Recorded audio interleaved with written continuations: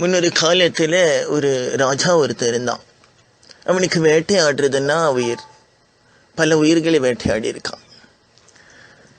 காட்டுக்கு போயிட்டு ஒரு கரடி அவன் கண்ணில் தென்படுறது. அம்பு எடுத்து விடுறான், ஜஸ்ட் மிஸ்ஸு.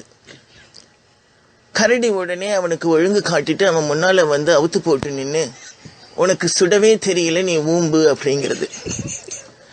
அவமானத்தோட அந்த ராஜா வந்து பெரிய கோபத்தோட திரும்ப நாடு திரும்பிடுறான். மறுநாள் காலையில அந்த கரடியை இப்ப எப்படியாவது நான் கொன்னே ஆகணும்னு சொல்லிட்டு காலையில ஒரு 5:30 மணிக்கெல்லாம் டிஃபனை கட்டிக்கிட்டு போயிடுறான். கரடி கக்கா போறதுக்காக அப்படி வருது. அம்பு எடுத்து விடுறான், அதே மாதிரி மிஸ் ஆயிடுது. என்ன ஒரு ஆனந்தம் கரண்டிக்கு! தகதகன்னு குதிச்சு ஓடி வந்து அவன் முன்னால பூளை காமிச்சது, ஊம்பிடா அப்படின்னு சொல்லிச்சு. அவனும் வேற வழி இல்லாம ஊம்பிட்டு திரும்ப போயிடுறான். மறுபடியும் அவனுடைய கோபம் கடலா எரியுது அவன் மனசுக்குள்ள.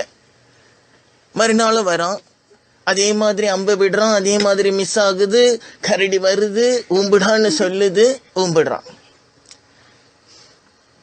மறுநாள் இன்னைக்கு அந்த கரடியை கொன்னே ஆகணும் அப்படின்ற ஒரு நோக்கத்தோட அவன் வரான்.